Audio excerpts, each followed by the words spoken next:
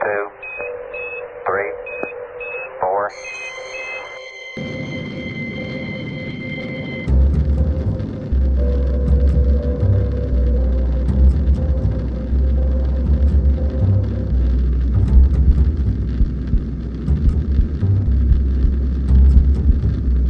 Pulp Culture Cafe presents classic sci-fi.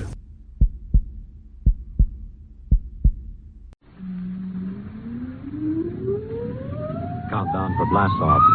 X minus 5, 4, 3, 2, X minus 1, fire.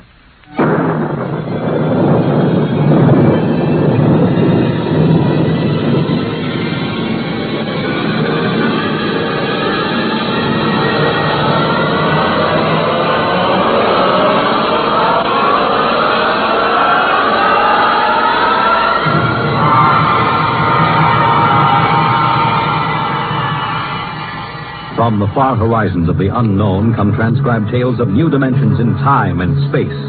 These are stories of the future. Adventures in which you'll live in a million could-be years on 1,000 maybe worlds. X minus 1.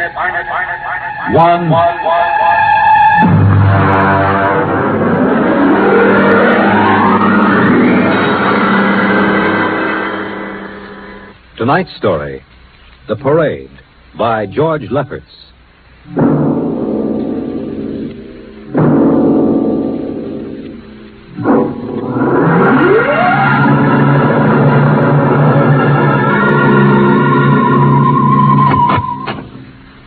are Mr. Sid Ryan? The same.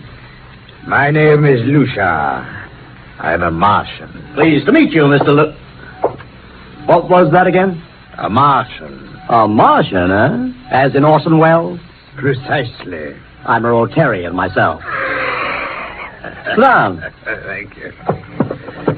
And now that we've had our little joke, Mr. Lucia, what can Publicity Associates do for you? It has been my observation that advertising and publicity are the very backbone of earthly civilization. Spoken like a true Martian, Mr. Lucia. Now, if you'll tell me the name of the client. The client, of course, will be the Martian. You don't give up, do you? Give up? The gag, I mean. Oliver. Oh, yes, Mr. Ryan? This is Mr. Lucia. How do you do, Mr. Mr. Lucia Lucia? claims to be a Martian. Take him outside, will you, Oliver? Get the name of the sanatorium he escaped from and tell them to bring the butterfly net. Wait, sir. I'm happy to see, Mr. Ryan, that my telling you I'm a Martian has approximately the effect I supposed it would have. I believe we can do business.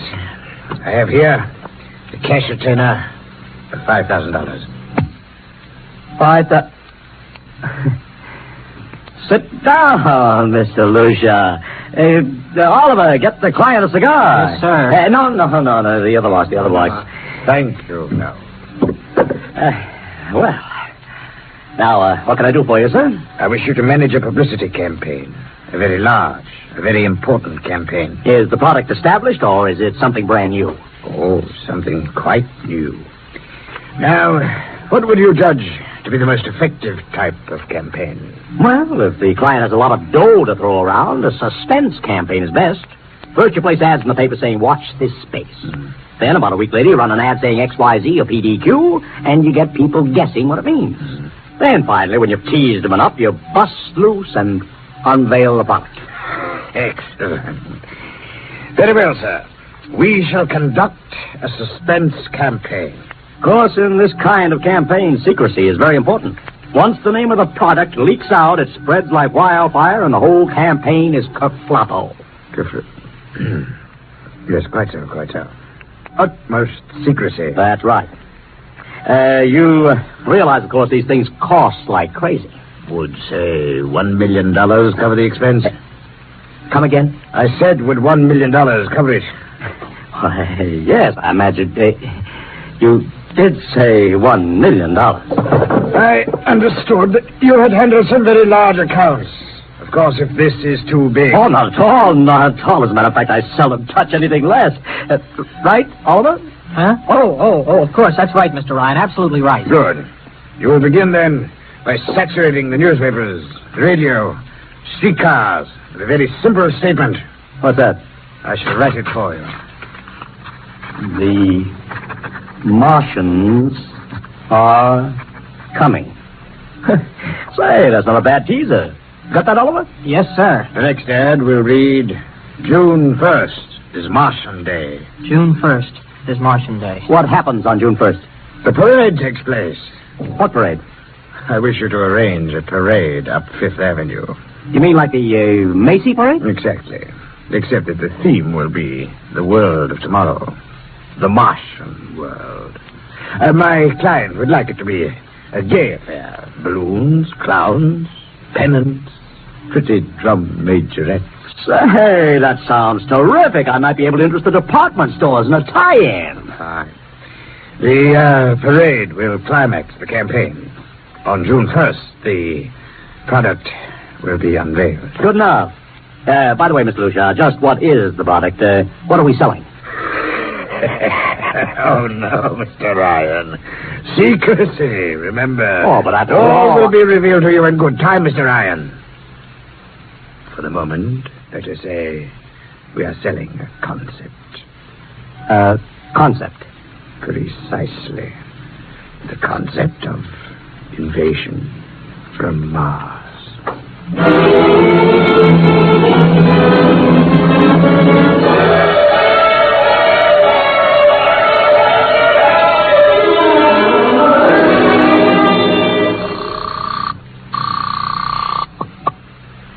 Benny Marcus, please. This is Benny. Benny, this is Sid Ryan over at Publicity Associates. Listen, Benny, how you fix for midgets? I got midgets. Fine. I need 40 midgets for a parade. 40. June 1st. And listen, Benny, I want them dressed in little spacesuits. What? You know, like men from Mars, okay? Midgets. And I want some movie extras, maybe 50 of them. Also rigged up like men from Mars. Make them look gruesome. Got that? Gruesome. Also, I need some horses with pretty girls on top of them. Maybe you can get that bunch from Maroney's Traveling Circus. The ones we booked for the Fireman's Parade in Albany last year. Oh, try, Sid. And never mind the expense. Just get me the talent, okay? I gotta hang up now. Call me back, Benny. How you doing, Oliver? Oh, fine, Mr. Ryan, just fine. We got full-page ads in all the dailies and 10-second spot announcements on every local station, but it's costing a fortune. The more it costs, the bigger our percentage. Spend like you were going to the electric chair, Oliver. Yes, sir. How you making out on the parade? If it comes off, it'll be the biggest thing since Barnum invented the midget. I've got Macy's, gimbals, and sacks to contribute floats. Everything is built around the Martian theme, see? Even horses will have long feelers attached to them and funny-looking extra legs. It'll be sensational. Oh, yeah, it sounds fine, only... Only what? Oh, Mr. Ryan, we don't even know what we're selling. Oliver, my boy, do you think old Sid Ryan has been sitting here spending all this moolah and not putting two and two together? You mean you know who Lucia represents? Just by accident, understand? I have learned that Century Pictures is making a big new epic. A space opera entitled Invasion from Mars. Get it? Oh, I begin to see. Also, by mere coincidence, it happens to be the premiere sometime around June 1st. You follow me? But, Mr. Ryan, Century has an exclusive contract with New Features Syndicate for all their publicity. Suppose Century Pictures doesn't like the way New Features is handling their stuff. They want to get out of the contract, but New Features says no. So they have to get around the contract. A man named Lucia, client unknown, starts publicizing the Martian invasion. Need I go further? Oh, I get it, Mr. Ryan. Gee, I suppose I should have thought of that. No, Oliver, that's what I like about you.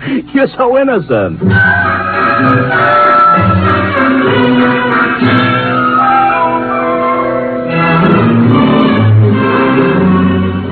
Let me talk to Commissioner Patrick, please. Sid Ryan. Hello? Commish? Sid Ryan. Oh, it's you. Well, what is it this time? If you want to drop a man off the Empire State Building into a teacup full of water, the answer is no.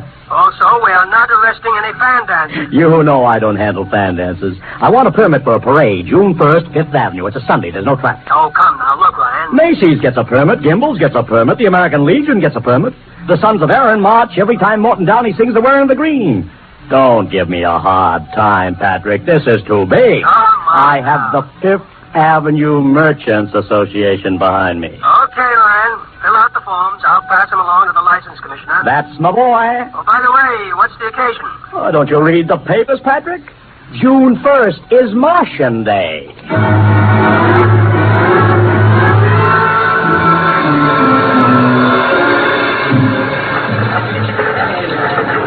Well, Mr. Ryan, how is the campaign going? Like fire, Mr. Lucia, like fire. Everybody and his brother is going along with the gag. Yesterday, we distributed 50,000 Martian hats to school kids. I even arranged for Commissioner Patrick to accept a $50,000 check for the Policeman's Benevolent Fund from the man from Mars. Excellent. I understand Century Pictures spent over $1 million making that space opera. I beg pardon? Oh, come, Mr. Lucia. Sid Ryan wasn't born yesterday, you know. I know who our client is, even if you don't admit it. You do? Always thinking that's me. Well, as long as you know, let's keep it to ourselves, shall we, Mr. Ryan? As you once remarked, when these things leak out, it destroys the surprise and ruins the effectiveness of the campaign.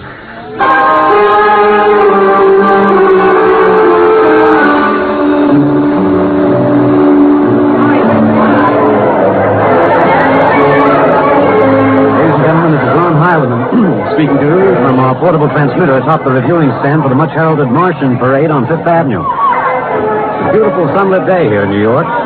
Perfect day for a parade. And the streets are packed with thousands of spectators, all eager to find out what this is all about. There's an air of shrill expectancy.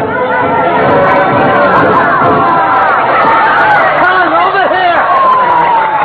Okay, come all right. I've just had word from Saul Brown at the Central Park Mall that the Martians have landed from big pink balloons. And while we're waiting here for the arrival of the parade, we brought some people up to our microphone to tell you their reactions to this spectacular affair. What's your name, madam? A little louder, please. Miss Ada Shackley. And where are you from, Mrs. Shackley? Columbus, Ohio. I see. And I see you have your family with you. Two little curly-headed boys. Are you in New York for your vacation? Yeah, we came for the Shriners Convention with their daddy. Well, Mama, what do you think of Martian Day, Mrs. Shackley? Well, it all seems very strange to me, but the boys have been pestering me to watch it, so we've been standing here for 2 hours. I can't make head or tail of it. Well, neither can a lot of other people, Mrs. Shackley, but judging by the thousands here already, there's a lot of curiosity. Curiosity killed a cat. Let's hope not. Thank you, Mrs. Shackley. And now here they come, ladies and gentlemen. The first units of the big Martian Parade swinging down Fifth Avenue. Fanfare, colored streamers, music, confetti, floats, all the attractions of the Mardi Gras. Let's listen to the band for a minute.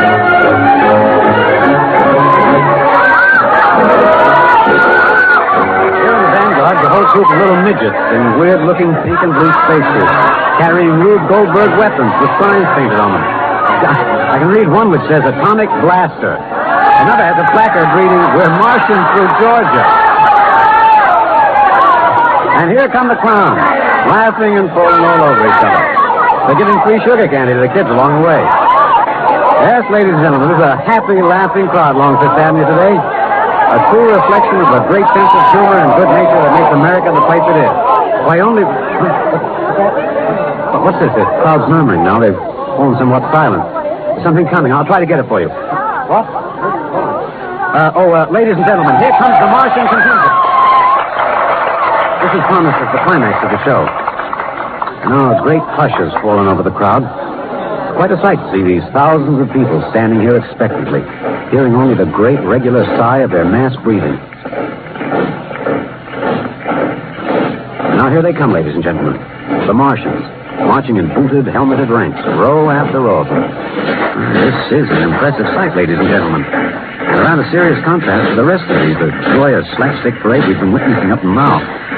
There are perhaps, 200 tall, broad-chested men dressed in metallic gray spacesuits with thick glass visors drawn across their faces. Each one's holding an ominous-looking ray gun at the ready position. They're marching in absolute silence, keeping step perfectly, as though some mute, unspoken command is marking time for them. Even children are awed by the unexpected, warlike realism of the Martian Legion. And now the first ranks of the Martians move past us, down Fifth Avenue toward the reviewing stands at the square. No one moves. There. A woman, ladies and gentlemen, just dashed out into the street. For what reason, I don't know. She just slipped through the police cordon somehow. They're after her now, but she's already reached the ranks of the marchers, and she's trying to lift the visor of one of the Martian spacesuits. Wait. She's fallen. She screamed and then fell forward in a dead faint. The Martian column keeps right on coming. Unless they break ranks, they're going to trample us. No. The policemen have got her now. They're dragging her away. Out of the way.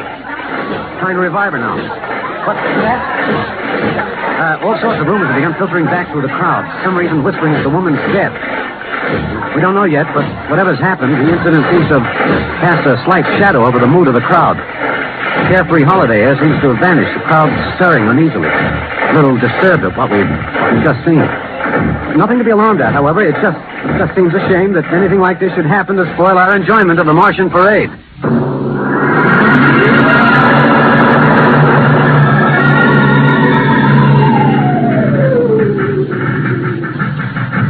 Mr. Ryan, did you see that? A woman fainted. She ran out into the street to get a close look at the Martians, then she screamed and fainted dead away. I'm well aware of that, Oliver, since I paid her $50 to do it. What? The dramatic moment, Oliver. The stock and trade of the good publicity man. Relax. Holy smokes, you sure think of everything. For my share of this deal, roughly $100,000, I can afford to think of everything. Shut the window. Okay, but don't you want to see the finish? We'll go down to the reviewing stand for the finish. Right now, I want to make a phone call. By the way, where's Lucia? I haven't seen it. Well, close the window, Oliver. Well, okay, Mr. Ryan.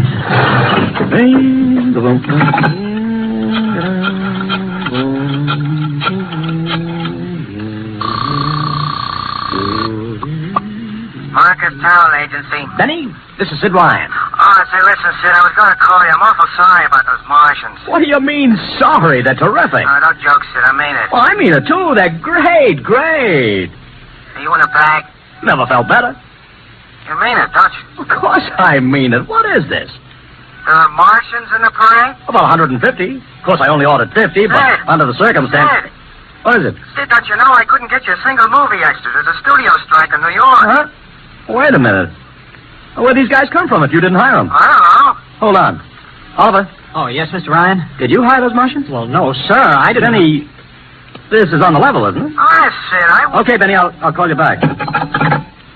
What's the matter, Mr. Ryan? I don't know. Just don't know. Wonder if Lucia hired him. What's Century Pictures number? Tremaine 4, 1000. Tremaine 4, 1. Century Pictures, the studio of the stars. Give me Marty Sanford, your publicity director. One moment, please. Sanford. Marty, this is Sid Ryan. Oh, hello, Sid. How's it Fine. Listen, Marty, this is dead serious. On the level, get it? What's wrong? I've got to locate Lucia.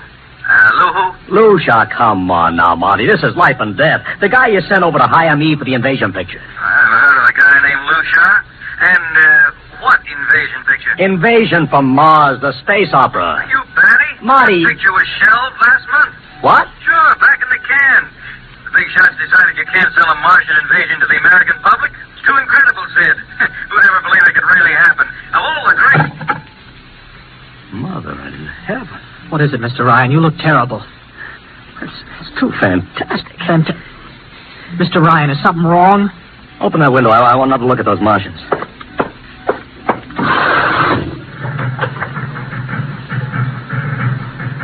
Look at them. Oliver, you were in the Army.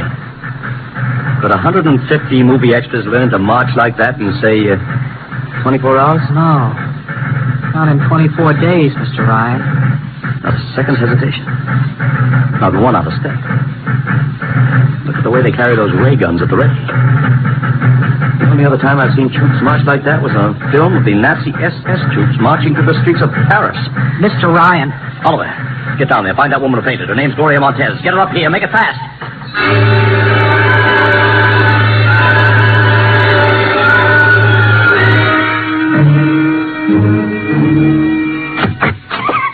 Yes, Mr. Ryan, I can't get much sense out of her. Stay away from me! Okay, Gloria. You can cut out the act and relax. It's me, Sid Ryan. Gloria, settle down. Baby, it's me, Sid. It's awful. It's so big green eyes and those feelings like a cat's thing. Baby, snap out of it. Listen, what happened down there? You ran out and screamed like I told you for the fainting. That wasn't in the act. Go away, please. Go away. Just one question, baby. Inside that helmet, what did you see? Anything out of her, Mr. Ryan, she needs a doctor. Okay, Oliver. I've heard enough anyway. You take care of Gloria. Get her a drink. Where are you going? To see the commissioner. You gotta stop this parade before things begin to happen.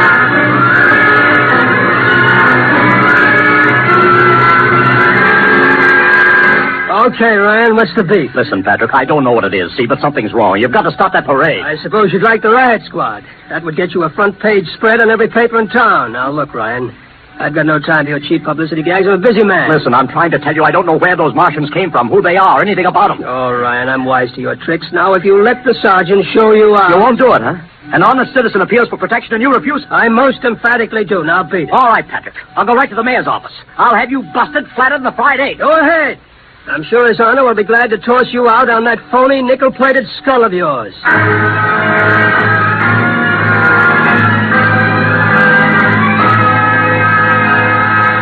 You heard me, Ryan. You can't see the mayor. Adolf, please. This isn't a gag. I don't want publicity. All I want to do is maybe prevent something horrible from In happening. case you don't know it, wise guy, something horrible is already happening.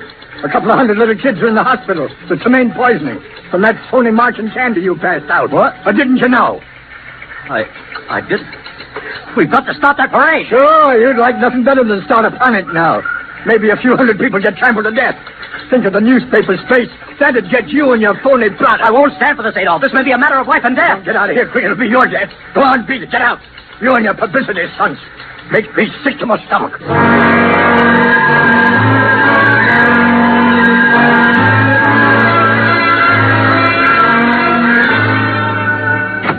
Oliver!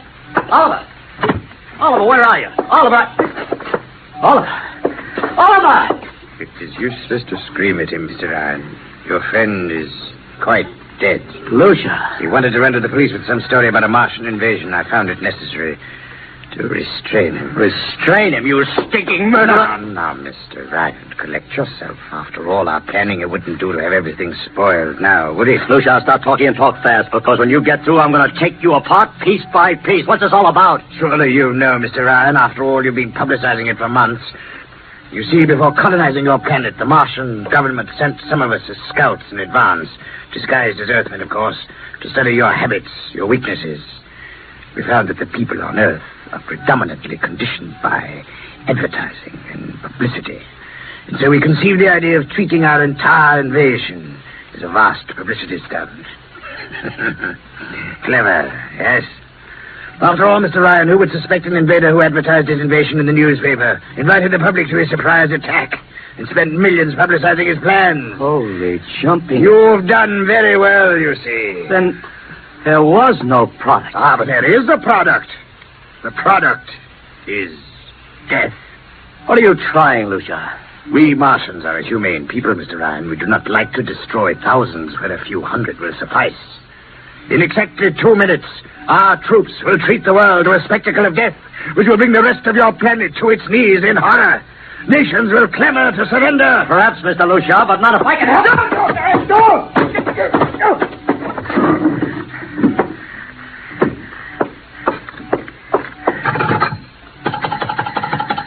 Yes, please? Operator, this is Mr. Ryan. Get me the field telephone on the reviewing stand of the Martian Day Parade. Hurry. Anyone in particular? Just hurry.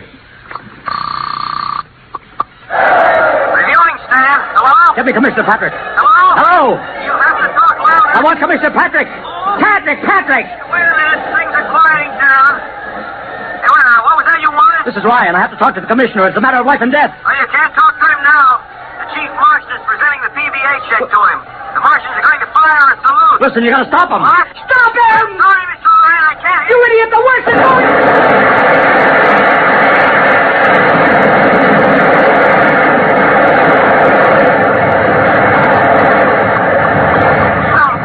Frank, you've been cut off. I heard it. Is something the matter? No, operator. Doesn't matter. Nothing matters now.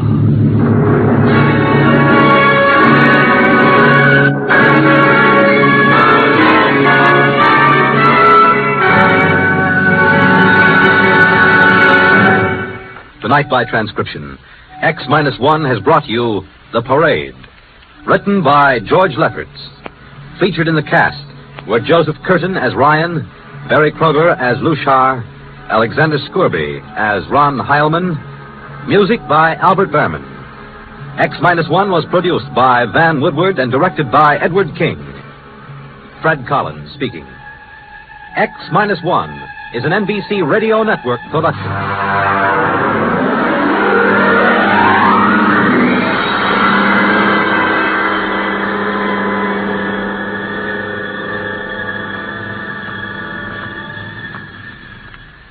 And now, next week, The Cave of the Night. The gripping story of the first man to pilot an Earth satellite beyond the reach of gravitational pull. And of what happened when a watching world learned that something had gone wrong, that he could never return, that he was doomed to die a lingering death in the arching blackness of the sky. The Cave of Night. Hear it next week at X-1. Did you ever stop to realize that 4 American coins show us the importance of elections? The first one is the Washington Quarter. It was George Washington who reminded us that on the unity of our government depends our independence, our peace at home and abroad, our safety, prosperity, and our freedom. The second coin is the Jefferson nickel. It was Thomas Jefferson who said, "No government can continue good but under the control of the people." The third coin is a penny, bearing the likeness of Abraham Lincoln, who said, "Among free men, there can be no successful appeal from the ballot to the bullet." And finally, the Roosevelt dime reminds us of something Franklin D. Roosevelt once said. "Every man and every woman in this nation, regardless of party, who have the right to register and to vote, and the opportunity to register and to vote, have also the sacred obligation to register and to vote." These 4 Americans, by recognizing the importance of elections, added another page to your political history.